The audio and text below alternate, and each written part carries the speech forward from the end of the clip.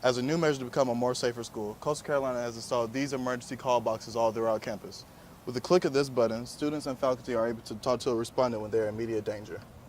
With the focus of becoming a more green university, Coastal Carolina has installed these water refill stations all throughout campus. Simply placing your water bottle here at this sensor will give you a quick water refill in mere seconds and will have you on the way back to class. Parking is always a topic here at Coastal Carolina University, but some students say the issue is getting out of hand. This has led to students parking here at the TAV, a local bar, where you can get a park if you're not lucky enough to catch one if you're not on campus. As you can see, nothing but Coastal Carolina students are parking here. Coastal Carolina recently finished building this new fountain in front of the wall building. The fountain will serve as a welcoming piece for the university as the university plans to increase projects here on campus.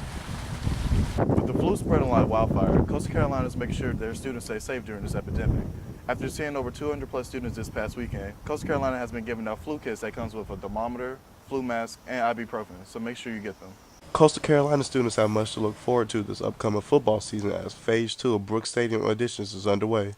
These are sketches of what the stadium will look like when it's done.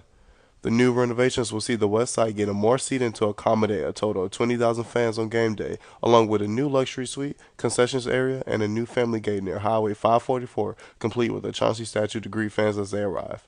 CCU Athletic Director Matt Holt says a big for athletics is getting those seats filled. The way I always address attendance and marketing is we're constantly activating plans to try to increase our attendance. That's something that's always ongoing. We had plans in place before even last year with the expansion. With the challenges of the Sun Belt Conference, Coastal fell to 3-9 in the 2017 season. But student Jenna Dameron hopes the upgrades will help increase attendance at games, even as the team is adjusting to its new competition. I think it's going to be fun. Hopefully we'll see more people as we have more room.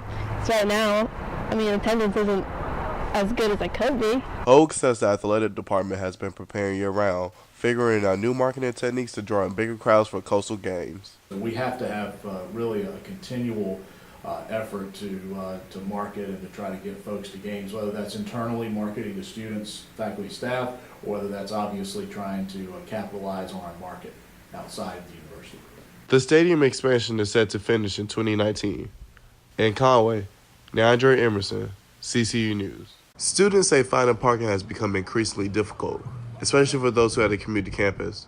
Some students are even risking parking in illegal spots just in order to make it to class, while other students choose to park at the local bars on Highway 544. I think the parking on campus is ridiculous. I have to get up way too early to even think about getting a spot to go to class, so I just don't even try anymore. I just park here instead, and even then it's a little far of a walk, but there's no other choice. Coastal Carolina University is transitioning into a walking campus, which means pushing student lots to the edges of campus past Chanticleer Drive, so students who either walk, bike, or skate to class don't have to worry about passing cars. The university has already closed down or changed several parking lots on campus. Some students say they don't know where to park, but Public Safety Captain Tom Mezzapelli said the lots are all marked. All the parking lots they are allowed to park in are marked at the entrance with a sign that has the various decals of people that are allowed to park in there. We also have the maps on the website that tell them where they can park and where they can't park. Students also say they don't like the long walks from those lots, such as the YY lot on 544, and that the shuttles from these lots aren't reliable. But Mezzapelli says until those lots are used by students, they won't see more parking built anytime soon. Probably not until we actually see the outer lots being used the way they're supposed to be. So parking lots like YY over by University Place, where the shuttle runs back and forth to campus all day, and there's hardly ever a full parking lot over there. In Conway, Neandre Emerson, CCU News. The bright lights are on at Brooks Stadium with fans and family watching the spring game. It's the final practice of a 15-week training program that puts the defense versus the offense in a live scrimmage. And it's not an ordinary football game. Wide receiver coach Willie Corn says it's more recreating potential scenarios you see during regular games. So it definitely doesn't look like a game. You try to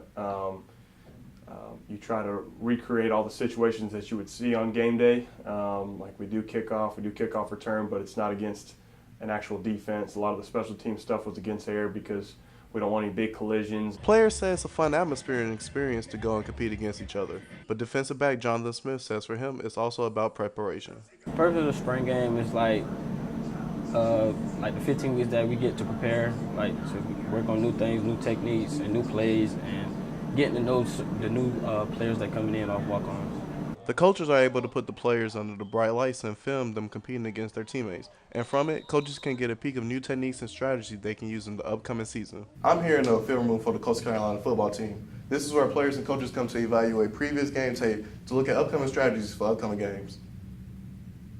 Each year, the game is open to the public for friends and family to get a chance to watch some football that they normally wouldn't get to this time of year. And for new recruits who want their spots during open tryouts, it's a chance to play in front of their families. I probably have about 40 or 50 guys try out for the team.